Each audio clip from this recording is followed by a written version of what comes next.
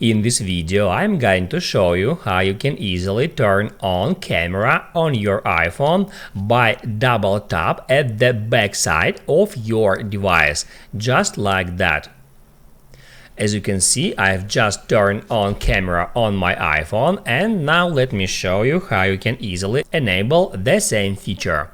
All you have to do is just open up Settings, then scroll down and tap at Accessibility. Then get into Touch, scroll down where at the very bottom you can find the back tap feature, you can get into it. Then enter double tap or triple tap. I've chosen double tap.